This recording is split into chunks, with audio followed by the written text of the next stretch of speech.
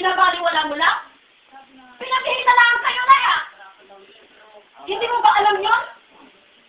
Ay, di ba sanay naman tayo, hindi siya lalabas. Lalabas naman siya pagka marunod ng...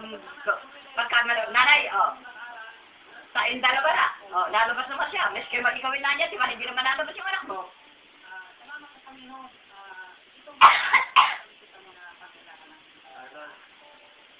Yan lang, hindi ko maintindihan. Alam ko naman matanong ka ng ayaw sa akin eh. Hindi ka ganun, Nay. Hindi ka Saan ka na? Hindi ka Ganun mo lang ako dito. Pinalamayos mo lang ako. Dahil dito na. Dahil dito. Kaya ang galit ko sa inyo, kahit anong gawin ko. Ha? Napapatawad kita. Sir, pag naaalala ko yung mga ginawa mo sa anak ko, Nay, bigla nang Ano kumaganda. yung ginagawa mo sa akin? Anong ginagawa ko sa'yo? Nakakapit ka ng bibig, di ba sabi mo sa ikaw, palayasin mo nanay mo. At Dahil dito! Dahil! Dahil! Dahil! Hindi pa! Hindi, Nay! Kaparating mo pa lang dito. Bakit? Oh, Alam kong sinususulan mo ang asawa ko. wala akong ginagawang masama sa kanya. Ang tingin mo, wala akong ginagawa. Nakakarating mo pa lang dito. Sinasabi mo sa akin, Eh, ano nga yun? Hindi ako na Eh, ano nga yun? Asawa ko! Eh, anong sinabi mo sa akin? Hoy, una kang dumating dito. Alam mo na kung gusto ko lang ng away noon, inaway na kita. Oo, una kang dumating dito, pero ako ang asawa ngayon. Pero hindi ako nakipagtalo sa'yo. Nakipag-bakti pa rin ako sa'yo. Dahil nahihiya ako kay Florante, naaawa ko sa anak ko, hindi ka pagbabantay. Sinabi ko sa'yo, maraming magbabantay dyan. Ayaw lang ng asawa ko. Siguro, wala kang tiwala sa iba. Naintindihan ko yun. Masyado niya pinuputik sa anak-anak. Wala pa yung anak mo, na andito, kakarating mo pa lang, pinapakayan mo na ako. Hindi pa yan, wala pa rin itong mga anak ko. Wala pa rin itong mga anak mo, magsalita ka ng gano'n, pinapakayan mo ako, hindi ka pa pa yan na andito ako. Eh kasi yung mukha niyo naman, tingnan niyo naman yung mukha niyo. Wala kang respeto sa akin. Hindi mo ako inaapit na asawa. Pilipinas ka sa kanagtagal. Pero wala ka doon. Ayan o, pero wala ko doon. Ano nga, nakita ko nga ugali ako nang dito ka eh. Oy, palagi ka pang daan sa bahay namin. Tumugin ka na. Oh, yan. Diyan kayo magaling pag Galing ka. Nung nakarating ka rito, binaliwala na yung pagtigil ko sa inyo sa bahay. Hindi ka na na, dahil kung binaliwala ko yun, wala na, matagal na kami kami ni President. Nang dahil kay President, kaya tumibay ang kalooban ko na tumigil dito sa iyo, rumispeto sa iyo, sa anak mo. Nang dahil kay President, maganda ang pinagsamahan namin at pinaghahalagahan ko yon. Ngayon, alam na kung ang tratamento ng kuya niya sa akin. Lalo kami nag-usap na nahihiya siya sa akin kung bakit ganun ang kuya niya sa akin. Sinabi ko sa kanya nang dahil sa'yo, kaya hindi ko maiwan-iwanan ng kuya mo dahil nahihiya ko sa'yo. Dahil mahalaga ka sa akin bilang kaibigan ko. Nang dahil sa'yo, kaya kung anong sama ng loob ko kay inay, tinatanggap ko nang dahil sa'yo. Alam niya yun. Sinabi ko sa kanya yan. Alam niya yun. Marami na sinasabi. Kaya mo ayaw magtigil dito, kaya ka nag-aaral dito, ayaw mo makasama ko. Ako naman wala na rito, lumayas na ako rito. Sino pabalik sa'yo? Bumalayas na ako rito. Pinabalik ako ng asawa mo, at manganganak ka, walang mag-iintindi sa anak mo. Yun na rin. Yung sarili ko pa sinabi mo, ay mag-aaral ako ng ibang mag-aalaga sa Para naman hindi nyo kilala ang anak mo. Bakit? Para hindi mo kilala yun. Makikinig ba yun? Gusto niya siya lagi nasusunod. Hindi makikinig yun. Bakit ako susubatan mo? Ako'y lumayas na rito.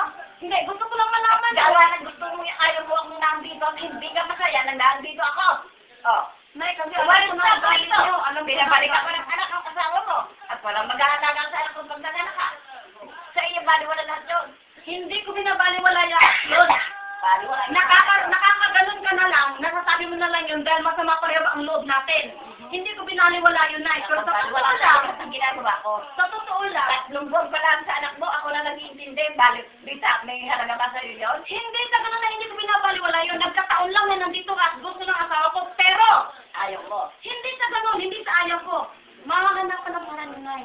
Maraming maano dyan. Yun ang sinasabi ko kay Toto. Maraming mag-asawa dyan na walang magulang na kasama sa bahay. Napapalaki nila anak nila. Yun ang katwiran ko.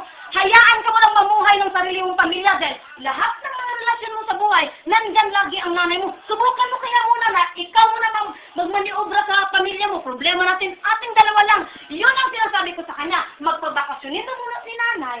Para naman maano mo na ikaw na bumaniobra ng pamilya mo, hindi ako mag-iisip, totoo man o hindi, na ikaw lagi kong umaarap sa nanay mo. Yun ang sinasabi ko sa kanya.